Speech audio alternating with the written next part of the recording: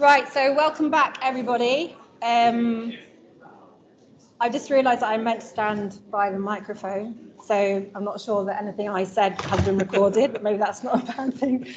So I would like to introduce Professor Fred Worrall, who has come from the University of Durham, and he is going to talk to us today regarding carbon modelling at Whixall Moss. I want to say stage 1, is it? No, we're actually stage 2-ish, I think, actually. We're into a... Anyway, yeah, thank you.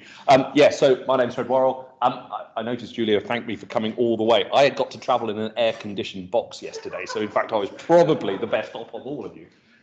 So I spent the afternoon at 18 degrees, which I don't think anyone else did in the country. So that was fine. I also noticed that, actually, I noticed this last night, I have this collective term called Whixall, which I realise slightly might offend the local Shropshire people, because I know, first of all, I'm going to talk about Whixall, Fen and Bettesford, but I sort of use Whixall as a collective noun. So my apologies. I do mean that the area that is covered by fens and Whixall mosses.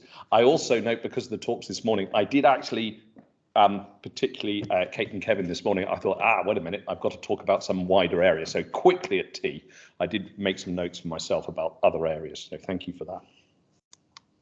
Is that the mouse? Oh, no. That's it.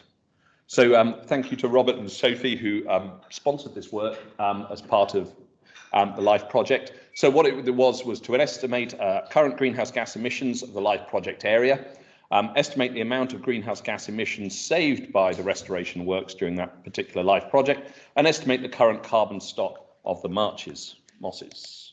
I keep clicking the wrong button. It is a modelling study. It is not reality. So no measurements were harmed during the making of this talk. So I like to say that I used to give talks where I colour-coded slides depending on whether they were model or real. I haven't done that today because there's no real. So it is purely a modelling based study. Let's start with the carbon stock. We're fortunate for Whixall, and it was Whixall, that we actually have two peat cores from Whixall that we took actually several years ago, as part of a different project. So we already had a depth to a metre. There's more than a metre, but we had 2-metre cores, and we have the dry bulk density and the carbon content. Note there's no significant change with depth really on either of those, which is slightly odd if you're a peat person, but anyway, that's a different talk.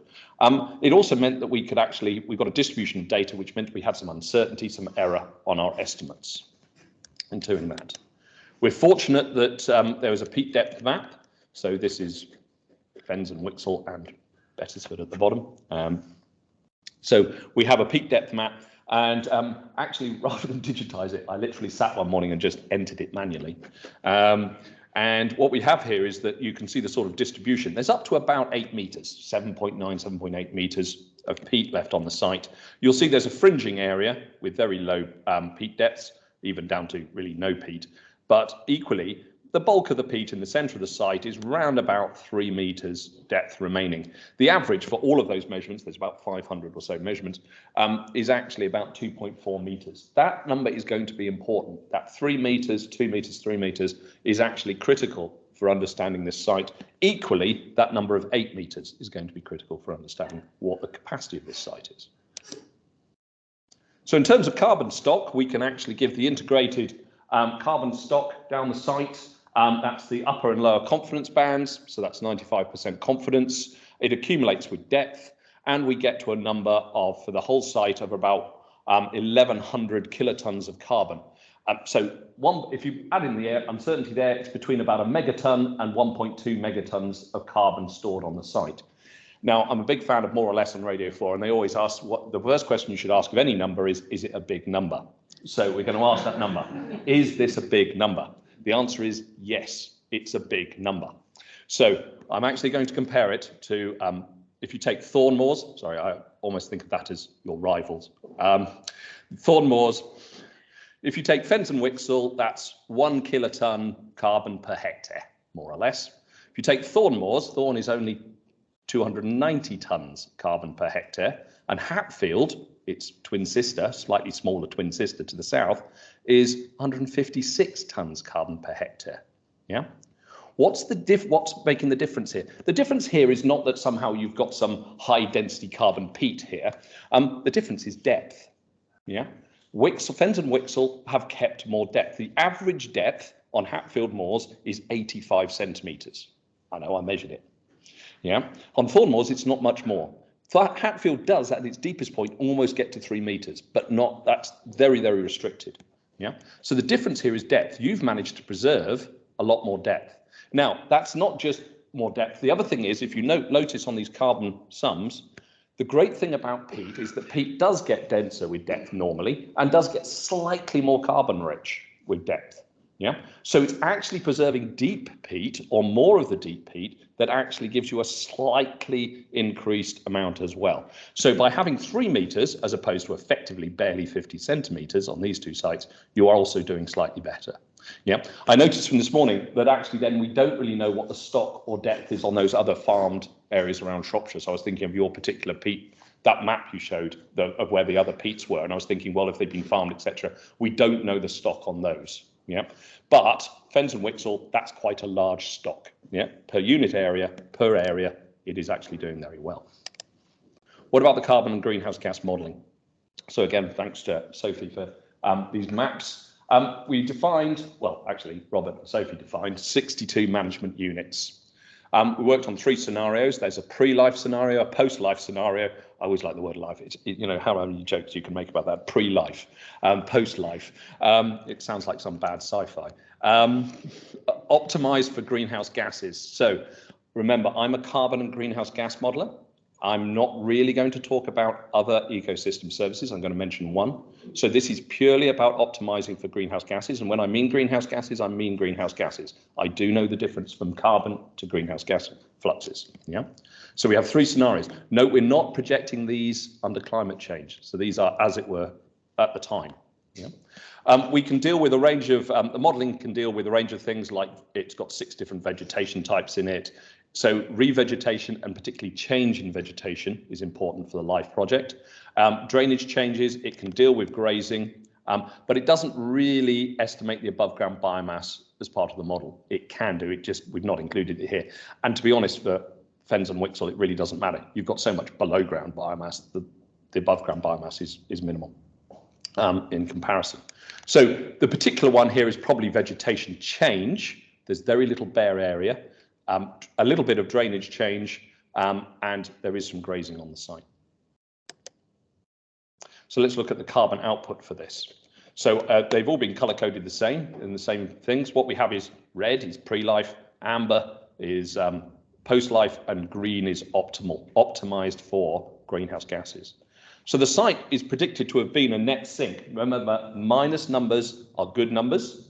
So we want to move to the left of any graph on the sort of bar chart here. Yeah, we want to move to the left. Yeah. So minus is, it was estimated that it was actually a net sink before the LIFE project started. And in reality, that's because it already had somewhat restored drainage. It had a large vegetation cover, very little bare area, those sorts of things. So it already had vegetation and it already had its drainage partly recovered. So we would expect it, you know, to already be a sink. The effect of the LIFE project was relatively small. These are per area units, remember, relatively small, but it was significant. And to show that it was significant, I plotted the pre-LIFE number for each management unit against the post-LIFE number for each management unit. And what you want is numbers to appear in this area here. This is the 1-to-1 line. So this is effectively no impact on carbon budget or carbon export, sorry, for the due to no difference between these two, and anything below this line would be an improvement, i.e. an increased sink. And you'll see that for most sites, most management areas, there was an increase, and the average was also a small but significant increase. There were a couple of sites where it got worse, but I haven't worked out quite why that is. If we went to the optimal management, so this is purely optimized for greenhouse gases, it's not actually optimized for carbon, there was a jump of about another 20 or so tons carbon per square kilometre. I just said for bare soil or from farmed peat, these numbers would double or triple. So just thinking about the other situations in the landscape around the area. These are for already revegetated blocked drained peat. What about the GHG modelling? So greenhouse gases, again, the same scheme. We want to move to the left on this diagram because that's increased sink, and we've gone from red to amber to green. So there is again a slight shift. If we look at the comparison of each unit, you'll see again that we've actually done quite well in a number of units. There's actually 2 units where it actually got worse. I tried to work out what had happened on those units, and I can't actually put my finger on it. What actually was the units in those 2? What was the problem in those 2 units that actually plotted on the wrong side of the diagram? Optimal in terms of, again, net sink post-life, but a big take. Remember, we optimized for greenhouse gases. We've managed to make about 100 tons extra, tons CO2 equivalent extra by optimizing. 2 management units actually got worse for greenhouse gases. Yeah. What is the optimizing budget? Well, again, we can compare here for pre-life and the optimized one for both carbon and for greenhouse gases on these 2 diagrams. These 2, I don't know if you can actually see my cursor when I'm doing that. Yeah, you can, that's fine. So optimization more or less got everything improved, except if you look very carefully at this diagram, there's actually 4 management units we couldn't actually do anything for. That's either because they were already in the right condition, or there wasn't anything that we could do for them. It's probably that they were already in their optimal condition, and therefore me trying to tweak them wasn't going to make any difference. So everything has moved down in this diagram, which is good if we optimize purely for the greenhouse gas budget. What was optimization? Well, basically, this was my caveat for, I think, for Chris in the audience and for the BDMOS people in the audience. Basically, it was turning it into sphagnum farming. I tried lots of different options. In fact, I tried 500 different options. And this is the result here. I tried various combinations of sedge, various combinations of various things. And in reality, up here, this is the comparison between sedge area and sphagnum area and compared against the greenhouse gas budget. And more or less, as you got better greenhouse gas budgets, you were moving to this corner here. So in reality, it was about controlling it by sphagnum cover. Again, ask yourself, are these big numbers? The answer is no, not really. They're not very big numbers. So your stock on these sites was a big number. Your sinks aren't a very big number. They are sinks, but they're not a very big number. So 1 or 2 kilotons of CO2 equivalent over the year, that's about 185, 200 people's worth of CO2. That's not an awful lot. And again, if you were to monetize that at sort of even the most optimistic carbon credit numbers, that's not a lot of money. Numbers would be bigger for peats that had not previously been restored, well vegetated, etc. So we are not this. What is true of Whixall may not be true of the whole Shropshire peat mass area. So I want to emphasise that. But the amount stored on the site is huge. If you decided to dig that up and burn it tomorrow, that's 680,000 people's worth of annual CO2 emissions. That's a lot. That's more than the population of Shropshire. Yeah.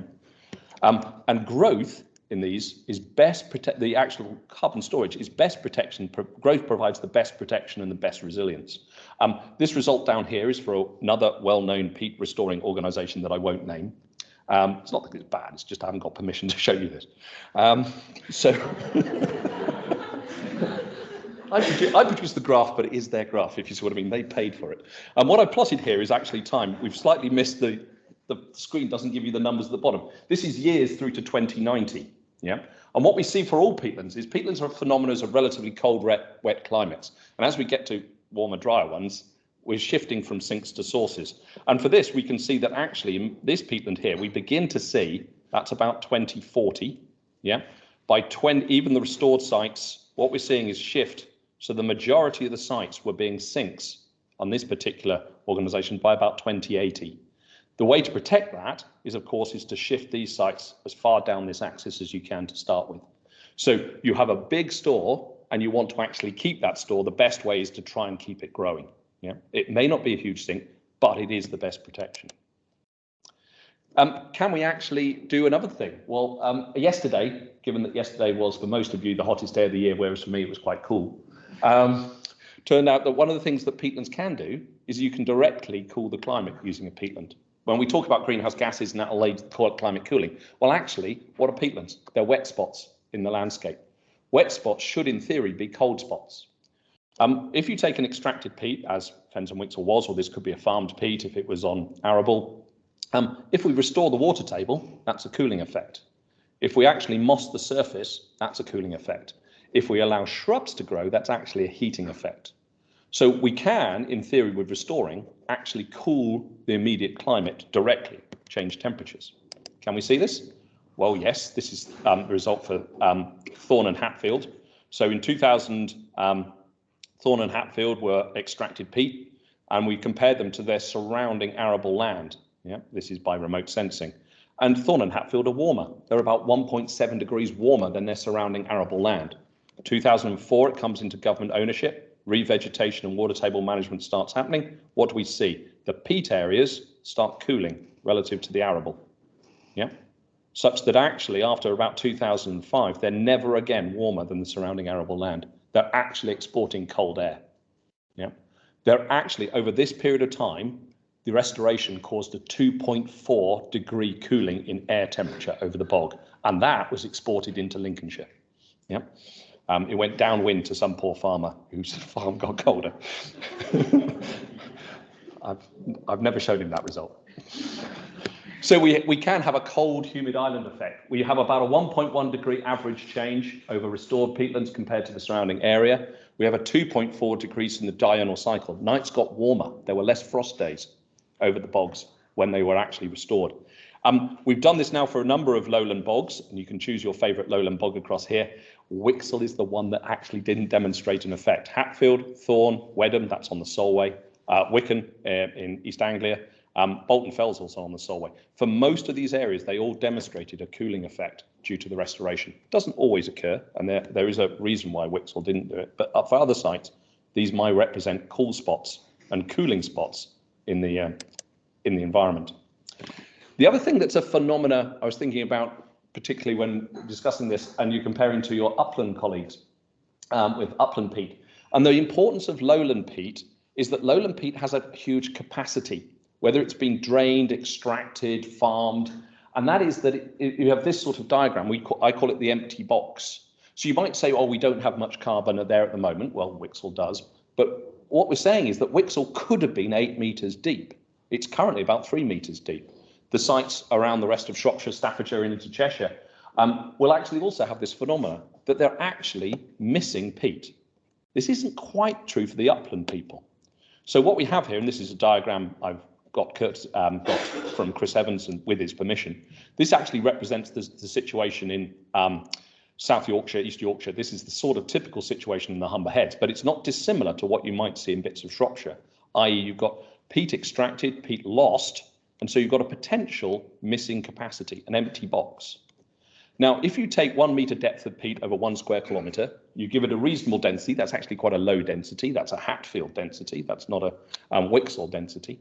And you've got about 47% carbon in that. That's 156 kilotons of carbon per metre depth lost per 1 square kilometre, or 400 kilotons of CO2 equivalents per metre depth per 1 square kilometre. So if you take Whixall, and you say Whixall is missing 5 metres of peat, which is 3 metres to 8 metres, yeah, and you actually allow that to refill, so you're actively refilling that space, that's 3.7 million people taken to net zero, or 7.5 years of the entire population of Shropshire. I looked up the population of Shropshire last night. So you also redevelop a peat surface because you build back your peat dome, yeah?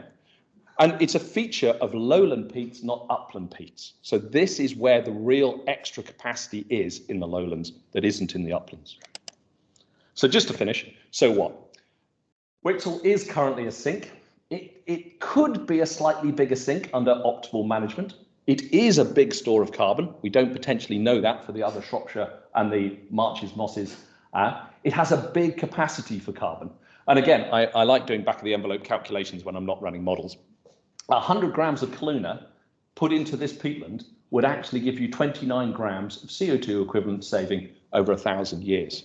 So that's the idea, that you could refill some of these spaces to actually, that's where your biggest bigger carbon sink would be.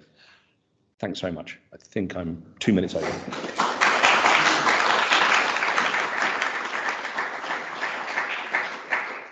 Thank you very very much, Fred. So have we got any questions?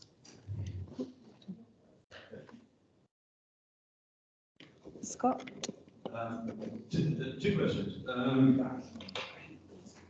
First of all, what's been the impact of climate change and CO2 concentrations in the atmosphere on peat deposition of the district? And then the other one, we heard earlier on in the day about the amount of resource that would be required to restore all peat in the UK. So based on what we've done, if you were to prioritise the areas where you're going to get the biggest wins, what basis would you do that on? Yeah, so the I must admit I'm not an expert on the past, if you know what I mean. I know what we project under current climate change, and we project under current climate change that if you, for some of UK peats, if you don't restore, you've got about 30 years. If you do restore, you've got about 80 years. Now that's actually a big carbon saving because it's an avoided loss issue. Yeah. Now you might go, oh well, therefore, you know, dig it up whilst it lasts and whatever. But you're actually giving yourself 60 to 80 years to do something else. You're also protecting it. And also under climate change, it's not that the peat bogs immediately disappear 80 years from now, it's that they go through that transition. So remember that the peat bogs actually, it's not a word my colleagues like me to use, it's actually, they're quite resilient. They've been around for a while. Yeah, they're not, even if they're net sources, they'll still be around for a while. So it is fighting climate change in the sense of, as I said, you know, we need dry conditions, we prefer cold conditions. A peat bog prefers wet conditions and cold conditions. It's getting dry conditions and warmer conditions. So the climate is against it, but they're quite resilient and you can buy yourself decades of time by restoring. So I'm afraid I can't give you the history of what's happened over CO2, the past in terms of that information. Others in the room might be better placed for that. In terms of, sorry. Does deposition rate increase with CO2 concentrated in the atmosphere? I believe it does, but I would be skeptical on that sketchy is a better word on that without checking the literature, i.e. has CO2 increased the primary productivity? Probably, is the answer. We know that warmer conditions do increase primary productivity because we see the difference between lowland peats and upland peats. That lowland peats grow a bit faster, almost twice as fast in theory. If other things are not destroying them, like water table dropping and drying out. Yeah. Your other question was where's the biggest wins? And that's a trade-off.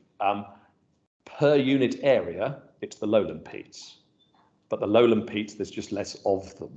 There's, you know, if I think when, I think, Renee, you referred to one of the DEFRA reports, one of the JNCC reports, I remember it's, the uplands have 75% of the coverage and the lowlands have 75% of the capacity. It's almost exactly balanced out in terms of the amount. Most of our sources currently are in the lowlands, particularly the intensively farmed agriculture of Eastern England.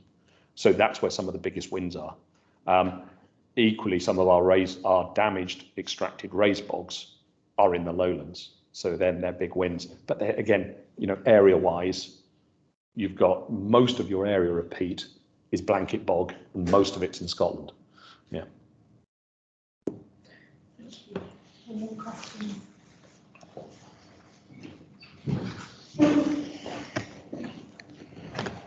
How long would it take to restore that 4 metre gap that was in your example? Yeah, that's a very good question. And I should explain that John is one of my ex-students, so he's taking revenge here.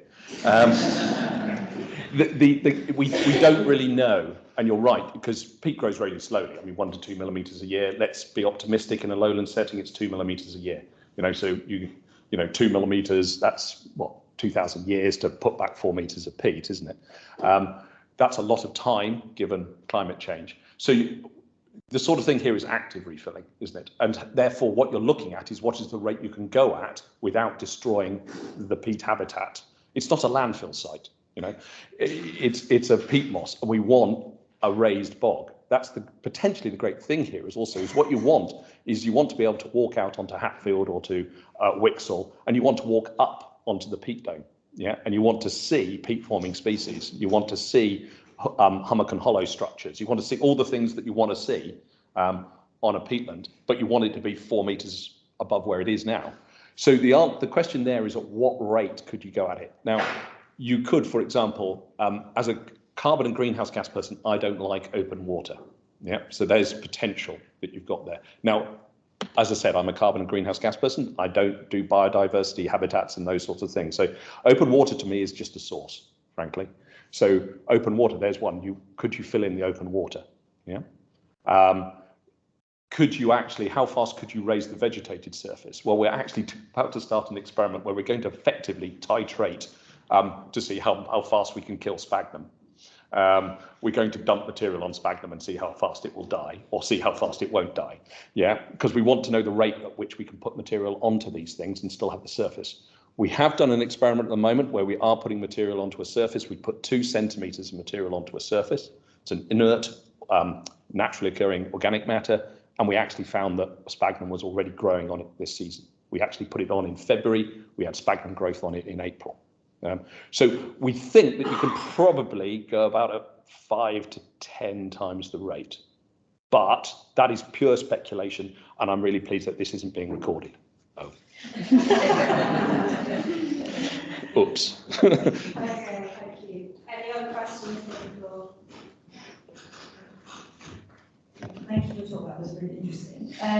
Just a quick question, like with the greenhouse gas modelling, what were the impacts of methane? So did you break down the different greenhouse gases? Yeah. Because I'm assuming that's why sedges are quite a good example. Yeah, we do. So yeah, I'm very careful about, when I mean carbon. When I mean greenhouse gas, I do mean we've allowed for the greenhouse gas warming potential of the different forms. So it does have methane in. Nitrous oxide doesn't make much difference. So if you're worried about nitrous oxide or those, then it doesn't make much difference. Methane, it makes the big difference there. So yes, when we're optimizing, we are optimizing against greenhouse gas, not carbon, because it's perfectly possible to make something a carbon sink, but still be a greenhouse gas source. Yeah. Any other questions? Okay, lovely. Thank you very much. I think my disc is still in there, so I'll just remind me of that.